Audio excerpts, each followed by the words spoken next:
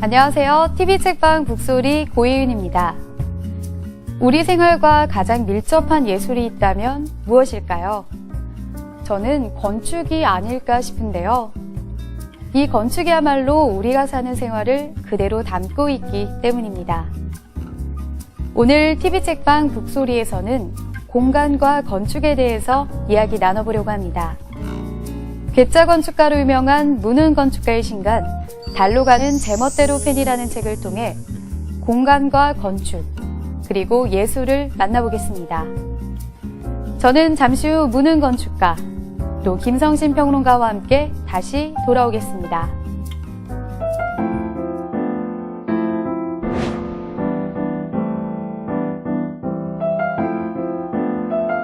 이렇게 마당도 있고 그 평상 같은 데도 쉴 수 있는 꽃도 심고 뭐 야채도 심고 애들 놀 수 있는 공간이 있는 그런 집.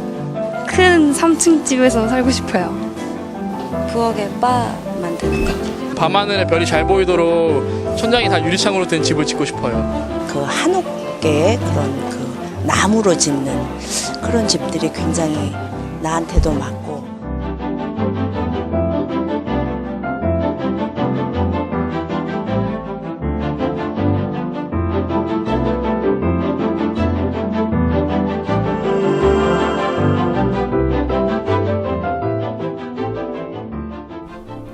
자신이 꿈꾸는 공간에서 살 수 있다면 얼마나 행복할까요? 오늘도 함께해 주실 김성신 평론가 모셨고요. 안녕하세요. 네, 그리고 오늘 대담의 주인공이시죠. 달로 가는 제멋대로 펜의 무능 건축가 모셨습니다. 안녕하세요. 네, 오늘 작가님 책 처음 봤을 때 이 책을 어떻게 읽어야 되나 처음엔 좀 당황했거든요. 직접 아이디어를 내신 건가요? 예, 뭐 같이 이제 아이디어를 낸 건데 여럿이요. 이거는 이제 보는 법을 좀 설명을 드릴게요. 일단 책이 이렇게 뭔가 씌어져 있잖아요. 네. 이걸 벗겨야 돼요. 벗기시고 그 다음에 펼치셔야 돼요. 네. 여기까지는 똑같죠. 펼친 건 똑같은데 펼치고 나면 또 벌려야 돼요. 이렇게 샥. 맞아요. 예, 그래서 이게 한쪽은 그림책이고 한쪽은 글책이에요. 이게 에세이고 그림인데 이렇게 같이 이렇게 연결되게 돼 있는데 꼭 그렇게 봐야만 하는 건 아니에요. 이게 몇 페이지 더 앞서거나 뒤서거나 해서 왔다 갔다 할 수 있어요. 되게 자유롭게 볼 수 있는 책입니다. 네. 다시 덮으시고 이렇게. 짜잔. 네. 가끔 외국 나갔을 때 네. 아주 그 특이한 형태의 책들을 서점에서 만나보게 되면 아, 왜 우리는 이런 책들이 없지? 근데 정말 이렇게 좀 저런 특이한 책들이 많은 나라일수록 사실 출판 문화가 발전한 나라이기도 하거든요. 근데 우리나라에서는 정말 보기 드문 형태의 아주 멋진 디자인의 책이 나왔다는 네, 아주 생각이 재밌었어요. 예, 책 아니, 보는 제가, 순간. 예. 근데 제가 봐도 이렇게 저도 뭐 책을 많이 다양한 책을 봤는데 이렇게 된 책은 아마 없을 네. 거예요. 그러니까 일부러 근데 이러려고 만든 건 아니에요. 만든 이유는 원래 이제 제가 이제 이런 식으로 그림책을 원래 그려왔거든요. 근데 그것을 글과 표현하려면 어떻게 해야 될까 고민하다 보니 책 한 권을 더 만들어야 됐고 그걸 뒤에 붙이느냐 앞에 붙이느냐 이렇게 하다가 나란히 놓고 보자라는 얘기가 나온 거예요. 근데 그걸 그러면 한 판에 같이 붙여야 되잖아요. 근데 이렇게 표지가 두 개 있으면 애매해서 또 하나 덮어볼까? 이렇게 하다가 이렇게 자연스럽게 된 거예요. 그래서 사실은 자연 발생적인 아이디어예요. 그러니까 특별한 책을 만들자고 처음부터 한 게 아니라 만들다 보니 이렇게 된 거죠. 그래서 결과가 되게 재밌어요, 저도.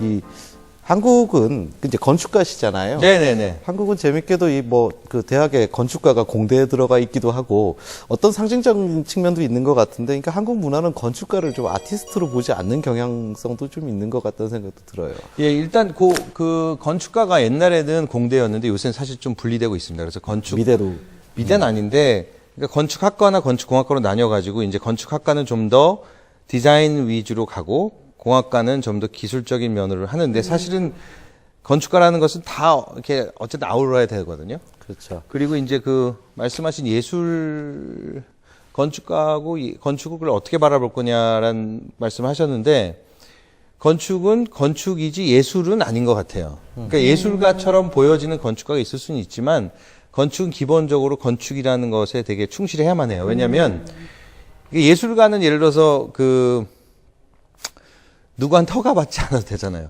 이 그림을 그릴 때 이렇게 그리면 되나요? 라고 물어보지 않아도 되는데 건축가는 기본적으로 디자인을 해서 관청에다 내야 돼요. 이렇게 지을 거예요. 이렇게 내면 관청에서 보고 아 이거는 괜찮은데요? 아니면 이거는 좀 고치세요. 이런 걸 하거든요. 그러니까 사실은 예술의 분야랑 조금 다르긴 해요.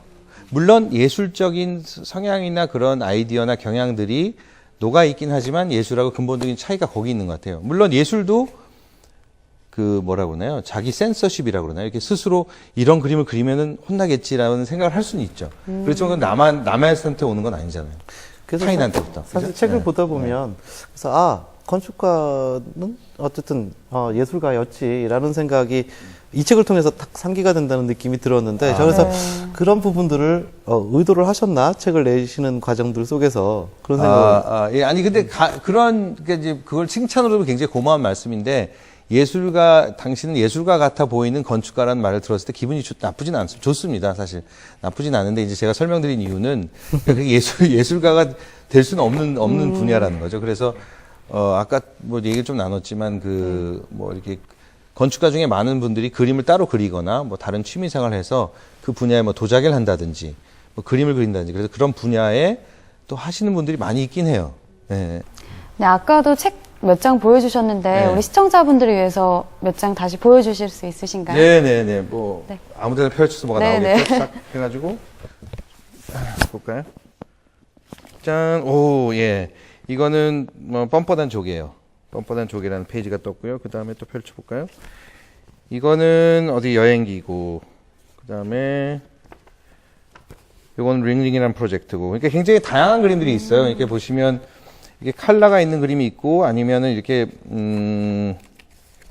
빨간색하고 흰색 주조의 그림이 있고 아까 보던 컬러도 있고 아니면은 이렇게 좀 빠른 스케치로 노란색으로 이렇게 베이스가 된 그림도 있고 되게 다양하게 섞여 있어요. 이렇게 그림들이. 예. 그리고 이 그림은 한 93년부터 올해까지 그린 거니까 거의 20년이 넘은 거죠. 그 중에서 발췌된 그림들이에요. 그러니까 사실은 그림이 사실 4살 때부터 그렸거든요. 굉장히 많이 그린 것 중에 고른 거죠. 예. 네, 실제로 이 작가님이 지은 건축물 같은 경우도 보면 굉장히 독특하던데 이런 건물들을 짓고 나면은 이 건축주들의 평가는 어떤가요? 나뉘는 것 같아요. 좋아하는 사람은 되게 좋아하고 네. 싫어하는 사람은 되게 싫어하는 것 같아요. 두 가지로 나뉘는 것 같은데 근데 그거 괜찮은 것 같아요. 왜냐면은 아무 반응이 없는 것보다 좋잖아요. 무관심보다는 물론 그런 것도 네. 있고 그다음에 이제 좋아하는 사람 확실히 분명히 좋아하고요. 싫어하는 사람 굉장히 싫어해요. 건축을 왜 그렇게 뭐 예를 들어서 이런 거예요. 라기수다라는 거 보면 뿔이 달려 있잖아요. 그러면은 아니 무슨 건물이 장난치십니까? 왜 뿔을 왜 다셨어요? 너무 오버하시는 거 아니에요? 뭐 이렇게 얘기하시는 분도 있고 그 주제와 너무 잘 어울린다라든지 뭐 그렇게 얘기를 하시는 분이 이렇게 나뉘어요. 근데 학생 때부터 계속 그랬어요. 작업을 하면 나뉘어요, 그렇게. 저의 작업을 굉장히 좋다고 하시는 분과 굉장히 좀 너무 별스럽다라는 분이 이렇게 나뉘는데 그게 제 운명인가 봐요. 네. 좋은데요. 손에 꼽을 만한 작품이 있다면 어떤 작품이 있을까요? 뭐 스스로 얘기하긴 그렇지만 그래도 더 정이 가는 작품이 있는데 작품이란 말은 좀 어색해요. 작업이 있는데 얘기하자면 이제 최근에 지어진 것부터 얘기를 하면 얼마 전에 뭐 제목은 이제 K-팝 사옥이라고 신생 기획사, 음악 기획사를 위한 사옥을 하나 만들었어요. 자그만하게. 근데 그게 되게 정이 가고요. 그 다음에 아까 조금 전에 얘기했던 라기수다도 마음에 들고요. 그 다음에 에스마할이라고 이렇게 바람에 날리는 집도 좀 마음에 들고, 그 다음에 뭐 상상사진관도 있고요. 그 정도? 그러니까 그 건축가가 좋아하는 자기 작업이라는 것은 타협이 됐지만 잘 균형돼 있는, 그러니까 한쪽으로 치우치지 않은 거 있잖아요. 예를 들어서 건축 의뢰하신 분의 의견이 너무 쫓아가는 경우에도 사실 만족이 안 되는 거고, 내 뜻대로만 다 된다고 해서 그게 만족스러운 게 되지는 않거든요. 그러니까 적당히 서로 자극해서 일종의 시너지가 발생되는 지점에 지어진 것들이 굉장히 좋고요. 지금 말씀드린 게 그런 것들이에요. 예. 하시는 여러 가지 작업들을 봤을 때 건축뿐만이 아니라 뭐 퍼포먼스도 있고 또 네. 뭐 그림 설치 뭐 여러 가지 장르. 그러니까 그야말로 다양한 표현 수단을 통해서 어떤 뭐 표현을 해 나가시고 있다는 어떤 장르의 경계를 넘고 있고 또 근데 그런 것들을 쭉 보면은 결국 이제 정체성은 건축가시니까 이게 건축의 지평을 확대하려는 어떤 하나의 방향으로 봐도 무방한 건지. 네, 그렇게 봐주시면 제 의견, 제가 생각하는 바와 맞는 것 같아요. 왜냐하면 저는 입체적으로 보는 거예요. 지금 카메라가 여러 대 있는 거랑 비슷한 거예요. 하나의 이 장면을 여러 개가 찍는 이유는 좀 더 가깝게 입체적으로 보는 거잖아요. 그런 거랑 비슷하게 보시면 돼요. 그러니까 표현을 다양한 각도로 함으로써 원래 표현하려고 했던 의도가 좀 더 분명하게 전달될 수 있는 채널이 넓어지는 거죠. 근데 이제 반대로 잘못 이해하면 산만하다고 할 수도 있는 거고요. 왜 이렇게 뭐 시끄럽냐, 뭐 이렇게도 하고 저렇게도 하냐 하는데 사실은 궁극적으로는 산만해 보이지만 어떤 전달력을 더 많이 가지기 위해서 하는 것도 있고, 그 다음에 이제 예를 들어서 근본적으로 제가 산만한 사람일 수도 있고.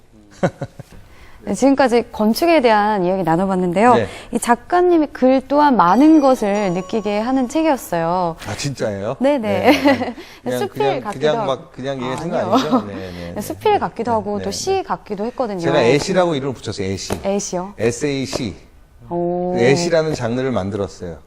새로운 장르가 장르. 아니라 그냥 말로. 그러니까 크리에이티브가 뭐냐 모르는데 이런 거죠. 그냥 엉터리로 말을 만드는 거야, 막. 전 그러니까 그런 엉뚱한- 장르가 있는 줄 알고. 아니, 그게 아니라 막 엉뚱한 걸 하면 돼요. 근데 이제 엉뚱한 게 처음에 엉뚱하고 유치한 걸로 시작을 해야 돼요. 그래야지만 그게 계속 가다가 나아지는 건데, 이제 한국에서는 그런 것들을 별로 안 좋아한다기보다는 권장하지 않죠. 유치해, 야, 그거 하지 마.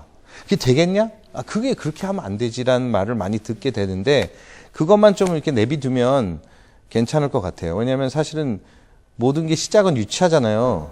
유치하고 되게 촌스럽고 작고. 그러니까 그런 걸 내비려두면 이게 모르겠어요. 이게 왜 이런 얘기를 하는지 모르지만 하여간 그런 게 어떤 뭔가를 만들어내는 원동력이 될 수 있을 것 같아요. 그 책 중에서 우리 시청자분들께 한번 읽어주고 싶은 대목이 있으시다면 읽어주시겠어요? 걷는 정자.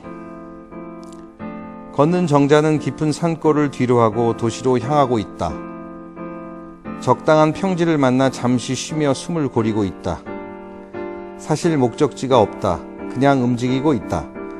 정처 없이 두리번거리고 있다. 바람이 불어온다. 그 바람에 따라 움직이는 슬림 망토. 마음이 동한다. 마음이 그 어느 곳도 아닌 곳을 향한다. 다시 움직인다. 과거가 미래 같고 미래가 과거 같고 현재는 무덤덤하고 어디에도 없다. 네, 진짜 시 같기도 하고 네, 아무리 그죠? 들어도 네. 수필 같기도 하고. 근데 이 걷는 정자라고 하면 어떤 의미인가요? 걷는 정자를 제가 그렸어요. 어딨지? 걷는 정자가 이제 여기서부터 시작되는 것 같은데요. 비슷한 게 이렇게, 그죠? 근데 사실 건축이 걷는다는 주제는 제가 먼저 만든 얘기가 아니라 사실은 서양에서도 많이 있었어요. 뭐냐면은, 그러니까 이제 건축이라는 게 기본적으로, 그러니까 불가능한 게 아니라 건축은 고정돼 있는 거잖아요. 그러니까 그것에 대한 반대적인 생각을 해보는 거죠. 그러니까 반대에서 출발해 보는 거예요. 고정불면이라는 걸 깨보려고 하는 노력들이 사실 있어 왔어요, 건축에서도. 그러니까 영원불멸하는 것이 건축이라고 많은 사람이 얘기할 때 순간에 대한 얘기를 하는 사람도 있었고, 그 다음에 다 고정되어 있는 건축을 반해서 움직이는 것에 대한 얘기를 저 혼자만 한 게 아니라 많은 건축가들이 했어요. 그건 뭐냐면은 다른 지점에 서서 바라보면 새로운 걸 만들 수 있는 거죠. 그런 의미인 것 같아요. 저는 이제 이 책이 뭐 특이하다 이런 점들에 대해서만 좋았던 것이 아니라 이 펼쳐내시는 이야기나 이러한 부분들을 쭉 연결시켜 봤을 때 굉장히 그 견고한 어떤 사유, 또 철학, 이런 것들을 분명히 느낄 수 있었다는 생각이 드는데요. 가령 예를 들어서 저는 책 속에 보면 쉬 일어나지 않는 드문 일을 내 눈으로 보고 싶다. 낭비된 어떤 에너지는 언젠가 다른 곳으로 돌아온다고 믿는다. 이 대목이 저는 읽으면서 가슴을 빵 쳤어요. 그 어떤 시나 이런 어떤 문장보다도 이제 어떤 깨달음을 줬다 그럴까요? 그게 참 좋았는데, 그 왜 인간이 이 창조적이고 예술적이어야 하는지를 설명하는데 저는 이렇게 좋은 문장을 본 적이 없다는 생각이 듭니다. 그러니까 과찬이십니다. 책 전체가 좀 그러한 의도를 가지고 있다고 보면 될까요? 의도라기보다는 이제 이런 것 같아요. 그러니까 저는 깊은 사유를 하는 사람이기보다는 깊은 사유에 대한 갈망이 있었던 것 같아요. 그러니까 20대 때는 다 누구나 왜 살며 어떻게 하면 잘 살 것이며 뭐 이렇게 그 옛날 사람들이나 훌륭했던 사람들의 말을 이렇게 읽게 되잖아요. 그러면 이제 그걸 자꾸 읽고 거기에 대해서 반응하다 보니까 어느 찌꺼기들은 제 몸 안에서 이제 내 것처럼 이제 있는 거죠. 근데 그걸 완벽하게 이해했다기보다는 그런 것이 많이 이제 이렇게 흡수하다 보니까 어느 얄갱이들은 남아 있는 거죠. 그래서 이제 그것이 다시 이렇게 얘기로 나오는 거고, 만약에 그게 상대방한테 뭔가를 전달했다면 그것은 분명히 거짓된 건 아니니까 전달했을 거라는 생각은 들어요. 근데 이제 목표가 그런 건 아닌데, 목표가 무슨 그런 건 아닌데, 하여간 이렇게 어떤 다차원적인 생각들은 하고 있는 것 같아요. 다차원적인, 예. 네, 이쯤에서 우리 독자분들의 질문도 들어봐야죠. 화면을 통해서 만나보겠습니다. 달로 가는 제멋대로 팬이라는 제목에서 달은 무엇을 의미하는 건가요? 건축하시면서 어떻게 영감을 얻는지 궁금합니다. 네, 언젠가 한국에 꼭 만들고 싶은 건물이 있으시다면 알려주세요. 요즘은 아파트에서 많이 살아서 공간에 개성이 없는데 좀 자기만의 그런 개성 있는 공간을 어떻게 만들 수 있는지 여쭤보고 싶습니다. 네, 독자분들의 질문 들어봤는데요. 달로 가는 제멋대로 펜에서 이 달의 의미가 뭔지 참 궁금해요. 문은 건축가님 성이 문이잖아요. 그래서 달이 거기서 따온 건가 싶기도 한데 맞나요? 맞습니다. 일단 제 얼굴이 달처럼 생기지 않나요? 그리고 네. 문훈인데 사실 네. 그럴 문이잖아요. 근데 네. 이제 제가 이제 재미있는 언어 유희를 즐기는데 문을 이제 영어로 쓰면 MOON으로 쓸 수도 있고 MUN으로 쓸 수도 있잖아요. 근데 이제 일단 문으로 쓰면서 그러니까 제가 달이 돼버리는 거예요. 그러니까 그 순간. 그러니까 문이라고 저 이름을 새롭게 창조하는 거죠. 문이 되고 달이 되니까. 그러면 달이라는 걸 상징을 삼으면서 이제 달까지 가는 게 우주선으로 갈 거냐, 아니 내 상상으로 가는 거죠. 그런 의미로 이렇게 표현됐다고 보시면 될 것 같아요. 보통 이제 책을 읽는 독자분들이 예술가분들의 책을 이렇게 선택해서 읽을 때 항상 궁금해하는 부분들이, 그러니까 도대체 그런 어떤 창조적이고 또 예술적인 영감 같은 것은 어떻게 얻느냐, 이런 이제 그 궁금증을 항상 가지거든요. 근데 사실 둘 중에 하나이기는 해요. 그러니까 천재라서 저절로 되는 분들이 있고요. 어떠십니까? 천재십니까? 아니요, 그런 말은 진짜 천재란 말은 되게 불편한 게, 왜냐면 제가 미국에서 외국 사는 게 중요한 게 아니라 외국에서 공부하다 보니까 그런 자유로운 교육을 받다 보니까 굉장히 뛰어난 사람이 많아요. 나보다 훨씬. 그러니까 그런 사람들이 천재인 것 같고 나는 그렇지는 않은 것 같고요. 다만 그러니까 아까 얘기했지만 서로 뭐와 뭐 관련 지을 때 이것과 관련 지을 수 없다는 생각을 안 하는 것 뿐이에요. 그러니까 제가 보기에 그렇게 남들과 다른 사람은 아닌데 뭐와 관계 맺기에 있어서 자유로운 거예요. 그러니까 예를 들어서 발냄새와 뭐와 관계가 없다가 아니라 있다라고 믿는 거고, 커피와 빨간색이 있다, 빨간 커피 이렇게 되는 거죠. 그렇게 되기 때문에 가능한 거고. 그러니까 그런 식의 훈련들을 훈련은 습관인 것 같아요. 그래서 되게 중요한 게, 여기서 중요한 거가 나오는데 습관인 것 같아요. 왜냐하면 관습, 이런 어려운 말들도 다 습관이거든요. 오랫동안 사람들이 해온 게 습관이잖아요. 습관이 쌓이면 관습이기 때문에. 그래서 저도 결국은 습관이 그렇게 된 거예요. 그래서 집에서 엉뚱한 얘기를 많이 하는 걸 좋아해요. 말이 안 되는 걸 계속 막 떠들어요. 그럼 식구들이 또 시작해, 추워. 그런데 그냥 계속 해요. 사무실 가서도 계속 그런 얘기를 하고, 사람을 만나면 그런 얘기를 해요. 계속 연습을 하는 거예요. 그렇기 때문일 거예요. 주위에 있는 사람들은 좀 괴로워하는. 네, 괴로워하는 것 같아요. 귀를 닫겠죠. 네. 네, 괴테가 남긴 말 중에요. 네. 건축가의 운명은 가장 짓궂은 것이다. 한 번도 살아보지도 못할 건물을 낳기 위해서 그는 얼마나 자주 그의 모든 영혼, 또 그의 모든 마음, 그의 모든 정열을 쏟아놓는가, 이런 말을 했다고 하는데요. 실제로 건축가의 삶이 이런가요? 어떤 건축가분은 저주받은 직업이라고 얘기를 하더라고요. 근데 저는 그렇게까지는 생각 하지 않고요. 저는 기본적으로 즐겁다고 생각해요. 어떤 거냐면, 그러니까 저는 건축을 기본적으로 재밌다고 즐겁다고 생각하기 때문에 나머지 다 어려운 것이 그 안에 포섭돼 버려요. 그 안에 흡수돼요. 그러니까 뭔가 좋아하면 나머지 과정은 다 좋아할 수 있다고 보기 때문에 괜찮다고 저는 생각해요. 그래서 괴테 선생께서는 건축가가 아니었기 때문에 그런 얘기를 한 것 같아요. 시인이 그럴 수도 있죠. 또 제가 책에서 기억나는 부분이 그 폐광, 그리고 또 항공모함, 그런 이야기를 하시면서 기능이 완전히 사라진 후에야 비로소 드러나는 그런 어떤 아름다움 이런 예, 이야기 예, 하셨잖아요. 예, 예. 그러니까 그 이야기 포함해서 그 작가님께서 추구하시는 어떤 좀 이렇게 우리 독자들이 쉽게 생각해 볼 수 있는 어떤 건축의 방향 뭐 이런 것들 있으신지, 또 독자 질문 중에 이 한국에 짓고 싶은 건축물에 관한 그 질문도 있었는데 이런 것 같이 좀 답을 해주시면 좋을 것 같습니다. 예, 거꾸로 이제 답을 해보면 이제 한국에서 뭐 짓고 싶은, 한국이 아니라 어디든 이런 생각은 해요. 그러니까 마음속에 무릉도원이라는 이미지가 있어요. 무릉도원. 그러니까 공중에 떠 있는 도시, 뭐 라퓨타일 수도 있고. 그러니까 그런 거를 한번 해보고 싶어요. 근데 그게 미술관일 수도 있고, 뭐 아니면 신선이 살 수 있는 곳일 수도 있고, 우리가 살 수 있는 그런 거. 그러니까 공중에 떠 있는 구름과 같은 구조물을 하고 싶어요. 그런 거. 그게 이제, 저런 건 해보고 싶다라는 생각이 있어요. 그 다음에 이제 폐광이나 한국모함에 대해 얘기를 하자 보면은 두 가지 뉘앙스가 있는 것 같아요. 그러니까 폐광과 항공모함이 첫째, 그러니까 폐광과 항공모함은 좀 다른데, 그래서 항공모함부터 시작하면 항공모함이 아름다운 이유는 전쟁을 위해서 모든 것, 그러니까 기능을 위해서 모든 걸 희생하잖아요. 그러니까 무슨 얘기냐면 멋있게 만들지 않잖아요. 그래서 역설적으로 멋있잖아요. 그런 의미가 있고요. 그 다음에 폐광은 어떤 의미냐면, 폐광은 그게 기능을 할 때는 사람들이 보이지가 않아요. 예를 들어서 기능을 할 때 무슨 얘기냐면, 이제 폐광 안에 두 기둥이 있다고 보자고요. 그 기둥은 지붕을 받치고 있었어요. 그러면 그 기둥은 분명히 지붕을 받치고 있는 역할을 하고 있잖아요. 그때는 그게 기둥으로 들어오지 않고 그냥 하나의 공간으로 들어오잖아요. 근데 폐광이 되고 낡아서 지붕이 무너져 버렸어요. 그럼 기둥만 남아 있잖아요. 그럼 기둥은 더 이상 무언가를 받치지 않아도 되죠. 기둥은 독립돼 있고 아무런 쓸모가 사실은 없잖아요. 그럼 그 순간 조각이 되면서 아름다움이 있는 거죠. 그러니까 기능에서 벗어났을 때 진정으로 또 자유를 얻는 거죠. 그러니까 아까 좀 두 개가 다른데, 하나는 너무 기능적이기 때문에 아름다워지는 거고, 하나는 기능을 잃어버렸기 때문에 완전해지는 거죠. 예를 들어서 이런 거 아닐까요? 어떤 여인이 누구 엄마로 불리고 이런 거 싫잖아요. 그냥 어떤 여인, 그 여자, 그 자체일 때 가장 아름다울 수 있는 거죠. 누구 엄마의 누구의 뭐 딸이 아니고. 근데 사실 제가 지금 아파트에 살고 있는데 이 아파트가 다 밖에서 보면 모양도 비슷하고 어떻게 보면 개성이 없는 공간이잖아요.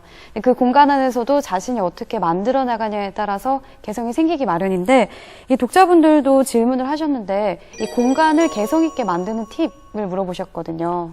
사람들은 어떤 이미지를 보고 뭘 보고 이제 상상하잖아요. 이런 집을 꾸미고 싶다. 근데 그런 게 틀린 건 아닌데, 자기 방식으로 가구를 움직여 보는 데서 출발하는 게 중요한 것 같아요. 예를 들어서 소파가 벽에 있는 것이 어떤 사람들 답답할 수 있잖아요. 소파를 가운데 옮겨도 되잖아요. 그러니까 그런 식으로 지금 있는 가구를 가지고 그냥 이동해 보는 것에서 출발할 수 있을 것 같아요. 그러면서 뭔가 발견할 수 있어요. 그러니까 소파가 벽에 없고 가운데 온다든지, 아니면 식탁이 딴 데로 간다든지, 이렇게 지금 있는 가구만 가지고도 충분히 집을 굉장히 다른 집을 만들어 볼 수 있거든요. 그러니까 일단 돈을 들이지 않고 하는 방법이 그거예요. 일단 가구를 이동해 본다.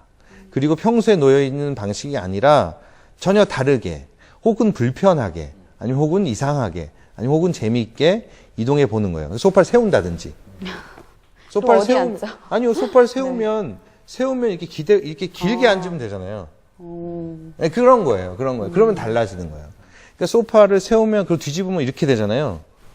네네네. 그러면 그렇게 또 앉아보는 거예요. 그러면 달라지는 거예요. 거기서 달라지는 거예요. 그러니까 굉장히 간단한 거예요. 먼저 편견을 깨야 될 것 같아요. 그렇죠. 그러니까 안 된다는 생각을, 그러니까 안 돼, 이거는 이렇게 써야 돼라는 생각에서 자유로워지면 다 변하는 거예요.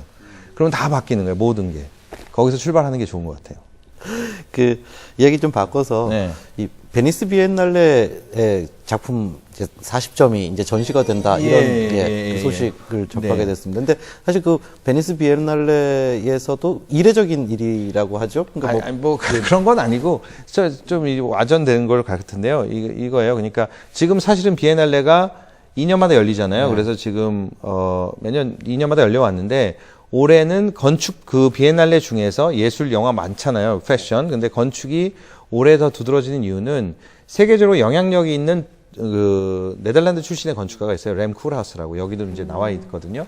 근데 그 사람이 큐레이터를 한다고 하니까 전 세계가 들썩하는 거예요. 왜냐면 워낙 그 영향력이 있어요. 지적인 건축가거든요. 그리고 말도 잘하시고. 그러니까 들썩들썩 하고 있어요. 그런 분위기에다가 더군다나 이제 한국관도 덩달아 굉장히 열심히 하고 있는 거예요. 그래서 2년 전에보다 훨씬 더 많은 인원과 투입되고 있고 노력을 하고 있거든요. 그 전시 안에, 한국 관 전시 안에 제가 일부 자그마하게 들어가는 거예요. 단 그림 수는 이제 많으니까 그게 네. 이제 물론 베니스 비엔날레 전시하는 건 맞습니다. 근데 총체적인 큰 주제는 한국의 모더니티라는, 한국과 북한의 모더니티라는 그 주제 하에 일부가 들어가는 거예요. 굉장히 어떤 개인적인 의미로서. 그러니까 저는 제가 이제 어떤 그 맥락 안에 저를 이제 그쪽 큐레이터 쪽에서 넣은 거죠. 지금 네. 전시되는 작품 중에서 지금 책에 예, 25개가 여기 포함되어 있을 겁니다. 들어가 있죠. 네. 그리고 이제 책에 포함되어 있지 않은 15편의 그림도 또 네, 같이 거기 가 있습니다. 전시가 예, 되어 지금 있고요. 이미 가 있어요. 그래서 액자도 다 만들어져 있고요. 그래서 전 어쨌든 고무적인 일입니다. 왜냐하면 이렇게 다양한 나라의 독자들을 만날 수 있는 기회가 되잖아요. 그렇죠. 그래서 반응도 궁금하기도 하고. 네, 그렇습니다. 네, 진짜 좋은 저술가는 지금 나온 책보다 앞으로 나올 책들에 대한 기대가 높은 사람이라고 생각을 하거든요. 네. 네, 그런 의미에서 앞으로의 책 저술 계획이 궁금한데요. 또 계획이 있으신가요? 네, 정확하게 나오는 건 없는데 아마 이렇게 새로운 유형의 책들이 되지 않을까 싶어요. 이렇게 그 그림과 애시의 장르를 제가 개척했잖아요. 그래서 뭔가 또 나오지 않을까요? 근데 정확하게 정해놓은 건 없습니다. 근데 앞으로도 근데 저자가 이제 저자로 데뷔했으니까 네. 저자세를 가지고 계속 저자 노릇을 해야 되지 않을까 싶고요. 그다음에 이제 건축가라는 타이틀도 있고 그림도 팔았으니까 화가의 타이틀도 있고 저자 하나 더 얻은 거죠. 그러니까 사실은 다빈치 선생이랑 이제 다빈치 선생 얘기하면 다양한 걸 하는 사람이고 싶어요. 그러니까 사실은 영화도 하나 제작하고 싶고 제작이라기보다 감독을 한번 해보고 싶긴 해요. 작은 동영상들은 만들어 왔거든요. 아주 잘 어울리시는데요, 감독님. 감독은 소리지로 그러겠죠. 예. 네, 한국의 다빈치가 되시길 네, 기다려보겠습니다. 네, 앞으로도 재미있는 책과 아름다운 건축 기대하겠습니다. 오늘 출연해주신 문은저자님 감사드립니다. 네, 감사합니다. 네.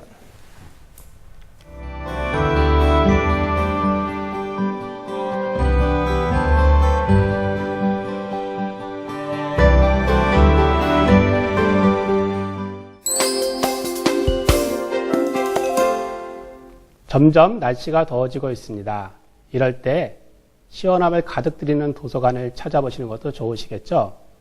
서울시 구석구석에 있는 시원한 도서관들을 찾아가는 우리 동네 도서관 시간입니다. 저는 이용훈 서울도서관 관장입니다. 오늘은 금천구 시흥대로에 있는 금천구리 금나래 도서관을 찾았습니다.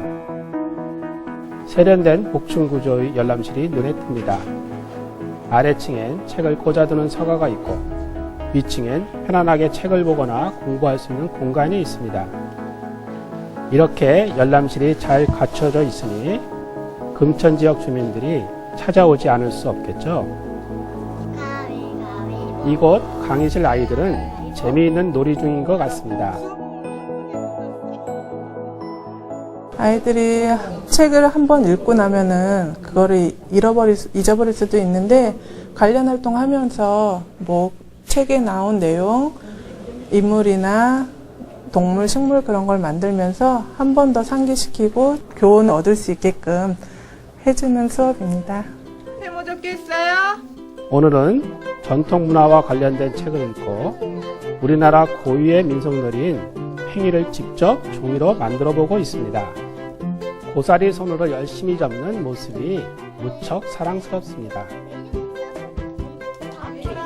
책 읽고 나서 만들기 하니까 더 재밌어요. 팽이는 역시 돌려봐야 제맛이죠.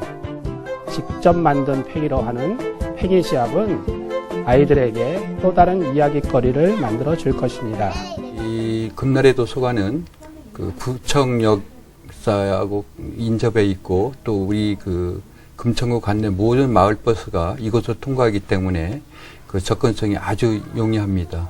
또한 365일 무휴로 운영하는 도서관이 되겠습니다. 그게 두 가지가 크게 자랑거리가 되겠습니다. 이 책에서는 인간의 그 48가지 그 감정에 대하여 문학 작품들의 그 예를 들어가며 설명하고 있는 책으로 비록 그 두껍긴 하지만은 읽게 되면은 책장이 쉽게 그 넘어가는 또 자신의 감정에 대해 생각해 하는 그런 책이 되겠습니다. 감정 수업. 책을 읽고 난 뒤에 함께 소개된 책들도 읽고 싶어지는 책입니다. 아이들의 밝은 미소가 있는 금천구립 금날의 도서관. 그 미소만큼이나 밝은 우리 동네 도서관이었습니다.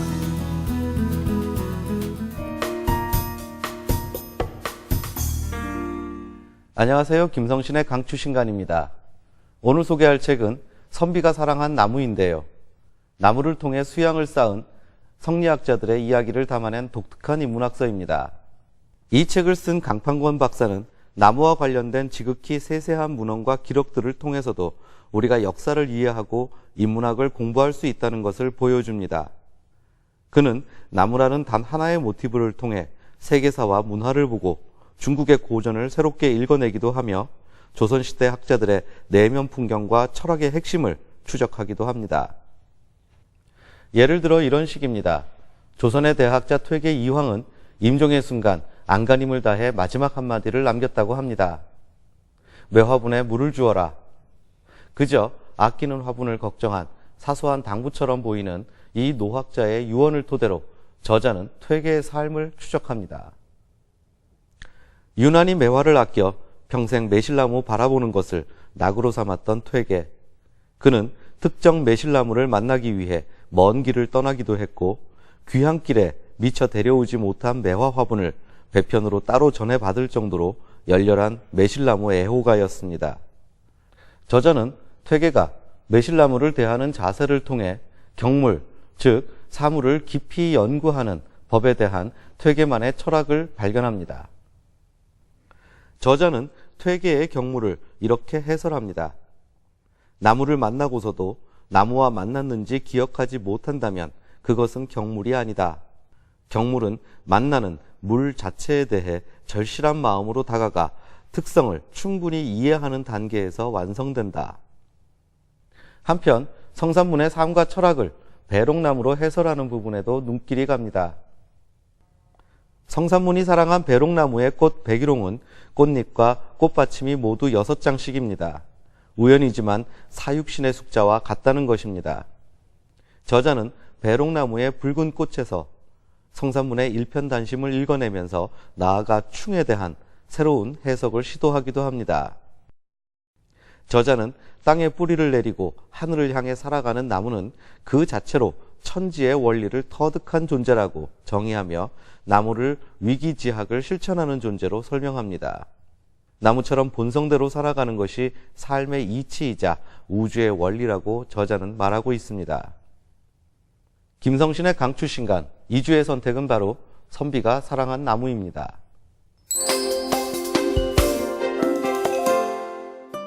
독서인들에게 반가운 소식들을 전하는 시간 북소리 이모저모 순서입니다. 서울문화재단이 문화창작지 발간 지원 사업에 선정된 작가 40명을 대상으로 시상식을 열었습니다. 서울문화재단은 문학작가의 창작활동과 우수 문학작품 발간을 촉진하기 위해 문학창작지 발간 지원 사업을 진행해 왔는데요. 지난 8년간 총 298명의 작가를 지원해 왔습니다. 독자들은 선정된 작가의 완성도 높은 문학작품을 읽을 수 있고 또 작가에게는 안정적인 작품 활동을 할 수 있는 좋은 기회인 것 같습니다. 국회 지속가능 경제연구회와 사단법인 독서 르네상스 운동은 지난 23일 국회 도서관에서 책 읽는 나라 만들기 2014년도 정책토론회를 열었습니다. 이날 토론회에서는 문화체육관광부가 발표한 독서문화진흥 기본계획의 구체적 실현 방안과 범국민 독서 생활화를 위한 대안 등이 논의됐습니다. 냉정과 열정 사이로 국내에도 많은 팬을 확보한 작가 에쿠니 가오리가 내한했습니다.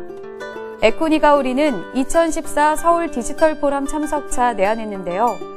지난 22일에는 포럼 행사 일환인 한국방송작가 마스터클래스에서 성공하는 글쓰기라는 주제로 강연자로 나섰습니다.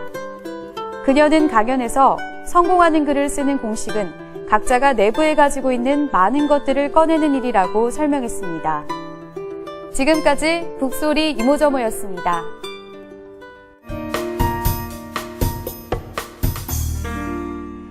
내가 매일 숨쉬며 움직이는 공간들, 이 공간들을 살아있게 만드는 것은 작은 관심에서 시작됩니다. 그리고 그런 작은 관심들은 평범한 나를 창조적인 사람으로 이끌어줄 수 있습니다. TV책방 북소리 다음 주에도 좋은 책으로 찾아뵙겠습니다. 시청해주신 여러분 고맙습니다.